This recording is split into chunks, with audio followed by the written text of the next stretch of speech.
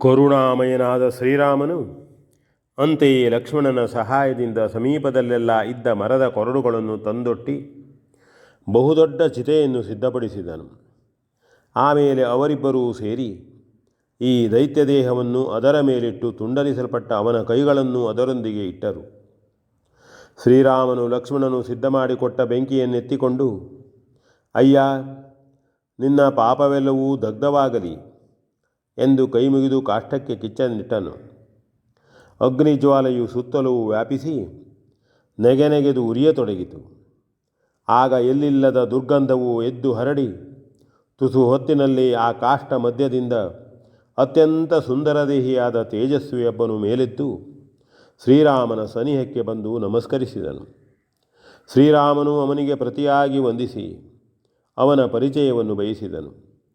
ಲಕ್ಷ್ಮಣನು ಅಚ್ಚರಿಗೊಂಡು ಹಾಗೆಯೇ ನಿಂತಿದ್ದನು. ಕ್ಷಣಕಾಲ ಅಲ್ಲಿ ಮೌನವೇ ಆವರಿಸಿತ್ತು. ಮತ್ತೆ ಆ ತೇಜಸ್ವಿಯು, ಓ ಮಹಾನುಭಾವನೆ, ನನ್ನನ್ನು ಉದ್ಧರಿಸಿ ನಿನ್ನ ದರ್ಶನದ ಪುಣ್ಯಲಾಭವನ್ನು ಕರುಣಿಸಿದೆಯಲ್ಲವೇ? ನಾನಿಂದು ಧನ್ಯನಾದೆನು. ಜಗದ್ವಂದ್ಯನಾದ ನಿನ್ನ ಸನ್ನಿಧಿಯಲ್ಲಿ ನನ್ನ ವೃತ್ತಾಂತವನ್ನೆಲ್ಲ ಭಿನ್ನಯಿಸಿಕೊಳ್ಳುವುದು ನನ್ನ ಕರ್ತವ್ಯವೇ ಆಗಿದೆ. ನನ್ನ ಹೃದಯ ಭಾರವು ಅದರಿಂದ ಕಡಿಮೆಯಾಗಿ ನಿನಗೂ ಲೋಕಸ್ಥಿತಿಯ ಮನವರಿಕೆಯಾದರೆ ಜಗತ್ತು ಖಂಡಿತವಾಗಿಯೂ ನಿನ್ನ ಮೂಲಕ ಸದ್ಯವೇ ಉದ್ಧತವಾಗಬಲ್ಲದು. ಓ ಜಗದೋದ್ಧಾರದ ಪುಣ್ಯಮೂರ್ತಿಯೇ, ನಾನು ಧನುವೆಂಬ ದೇವತೆಯ ಮಗನು. ವಿಶ್ವಾವಸುವೆಂದು ನನ್ನ ಹೆಸರು. ಸೃಷ್ಟಿಕರ್ತನಾದ ಬ್ರಹ್ಮನನ್ನು ಕುರಿತು ನಾನು ಬಹುಕಾಲ ತಪಸ್ಸು ಮಾಡಿ ಒಲಿಸಿಕೊಂಡು ದೀರ್ಘಾಯುಸ್ಸನ್ನು ಪಡೆದಿದ್ದೆನು. ಎಲ್ಲರಂತೆ ಕೆಲವೇ ವರ್ಷಗಳಲ್ಲಿ ಸಾಯಲಾರದ ನಾನು ಅದೇ ಗರ್ವದಿಂದ ಉಬ್ಬಿ ನಾನೇ ಸರ್ವಶಕ್ತನೆಂದು ಭ್ರಮಿಸಿದ್ದೆನು. ಅಂತೆಯೇ ಅಷ್ಟಸಿದ್ಧಿಗಳನ್ನು ಪಡೆದಿದ್ದ ನಾನು ಒಮ್ಮೆ ಅತ್ಯಂತ ಘೋರ ರೂಪವನ್ನೇ ಧರಿಸಿ ಅನೇಕ ಕಾಡು ಗುಡ್ಡಗಳನ್ನೆಲ್ಲ ಸಂಚರಿಸುತ್ತಾ ಬಹುಮಂದಿಗೆ ಹಿಂಸೆಯನ್ನೀಯುತ್ತಿದ್ದೆನು. ನನ್ನ ರೂಪವನ್ನು ನೋಡಿ ಕೆಲವು ಸಾಧುಗಳು ಭಯದಿಂದಲೇ ಜೀವ ಬಿಟ್ಟಿದ್ದರು. ಕೆಲವರನ್ನು ನನ್ನ ಗರ್ಜನೆಯಿಂದ ಬದುಕದಂತೆಯೇ ಮಾಡಿದ್ದೆನು. ಮತ್ತನೇಕರನ್ನು ಹಿಡಿದು ಹಾರಿಸಿ ಅವರು ಬಿದ್ದು ಪ್ರಾಣ ಬಿಡುವುದನ್ನೇ ನೋಡಿ ಸಂತೋಷಪಡುತ್ತಿದ್ದೆನು. ನನಗೆ ಇದು ನಿತ್ಯ ವಿನೋದದ ಆಟವೇ ಆಗಿದ್ದಿತ್ತು. ನನ್ನೀ ಆಟದಿಂದ ಪ್ರಾಣ ಬಿಟ್ಟವರ ಸಂಖ್ಯೆಯು ಎಷ್ಟೋ ಅದು ನನಗೆ ಅರಿಯದಷ್ಟು. ಒಮ್ಮೆ ನನ್ನಿಂದ ನೊಂದು ಹೋದ ಸ್ಥೂಲಶಿರನೆಂಬ ಮುನಿಯು ನಿನಗೆ ಇದೇ ರೂಪವು ನಿಂತು ಹೋಗಲಿ ಎಂದು ಶಪಿಸಿಬಿಟ್ಟನು. ಆಗ ನಾನು ಪಶ್ಚಾತ್ತಾಪದಿಂದ ಅದೇ ಮುನಿಯನ್ನು ಉದ್ಧರಿಸಬೇಕೆಂದು ಪ್ರಾರ್ಥಿಸಿದೆನು.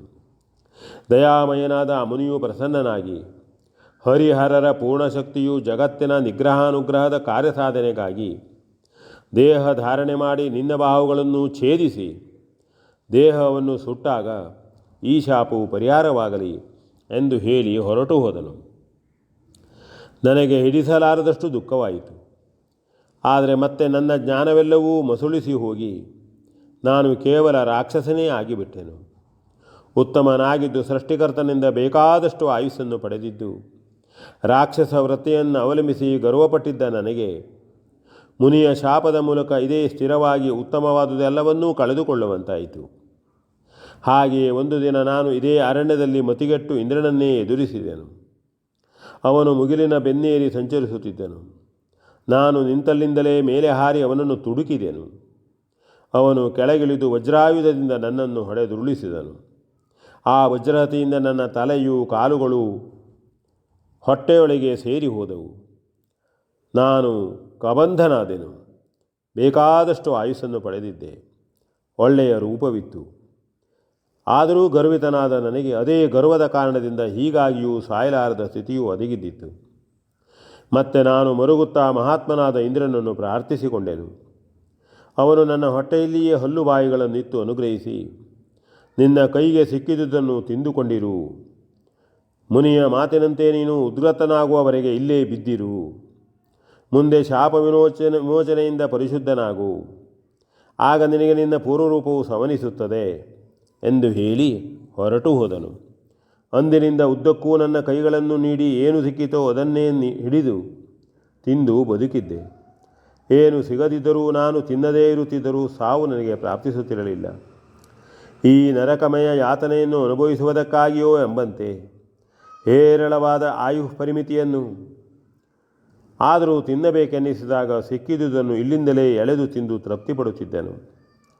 ಬಿದ್ದಲ್ಲಿಯೇ ಬಿದ್ದು ಎಷ್ಟೆಷ್ಟೋ ಶತಮಾನಗಳಿಂದ ನಾನೀ ಗೋಳನ್ನು ಅನುಭವಿಸುತ್ತಿದ್ದೆ. ನಿತ್ಯವೂ ಸೂರ್ಯನು ಮೂಡಿ ಮುಳುಗುತ್ತಾನೆ. ನನ್ನ ಪಾಲಿಗೆ ನಿರಂತರವೂ ಕತ್ತಲೆಯೇ ಆಗಿದ್ದಿತ್ತು. ಋತುಗಳು ಬದಲಾಗಿ ನಿತ್ಯವೂ ಹೊಸತಾಗಿಯೇ ರಂಜಿಸುತ್ತಿರುವ ಪ್ರಕೃತಿಯು ಯಾವ ಸೊಬಗನ್ನು ಕಣ್ಣಿಲ್ಲದ ನಾನು ಕಾಣುವುದೆಂತು? ಕಿವಿಯಿಲ್ಲದೆ ಮೂಗಿಲ್ಲದೆ ನಾನಾವುದನ್ನು ಕೇಳುವಂತಿರಲಿಲ್ಲ, ಮೂಸುವಂತಿರಲಿಲ್ಲ. ಬೇಕಾದಾಗ ಏನನ್ನಾದರೂ ತಿನ್ನಬಹುದಿತ್ತು. ಬೇಡವೆನ್ನಿಸಿದರೂ ಬದುಕಿಯೇ ತೀರಬೇಕಾಗಿತ್ತು. ಹಿಂದೆ ನನ್ನಿಂದ ಹಿಂಸೆಗೊಂಡಿದ್ದ ಎಲ್ಲರ ಕಷ್ಟವೂ ಒಟ್ಟಾಗಿ ಬಂದು ನನ್ನೊಬ್ಬನನ್ನೇ ಹಿಡಿದು ನನ್ನ ತಪ್ಪಿಗೆ ಶಿಕ್ಷೆಯನ್ನಿತ್ತು. ಅದರಿಂದಲೇ ನಾನು ಬದುಕಿಯೂ ಸತ್ತಪಾಡು ಅಲ್ಲ, ಜೀವವಿದ್ದು ನರಕವನ್ನೇ ಅನುಭವಿಸುವಂತಹ ಪರಿಸ್ಥಿತಿಯು ನನಗುಂಟಾಗಿದ್ದಿತ್ತು. ನೀನು ಮಹಾಪುರುಷನು, ನಿನ್ನಿಂದಲೇ ನನ್ನ ಉದ್ಧಾರವೂ ಆಗಿದೆ. ನನ್ನನ್ನು ಅನುಗ್ರಹಿಸು ಎಂದು ಮತ್ತೊಮ್ಮೆ ನಮಸ್ಕರಿಸಿದನು. V N Bhagavat ವರಬಳ್ಳಿ.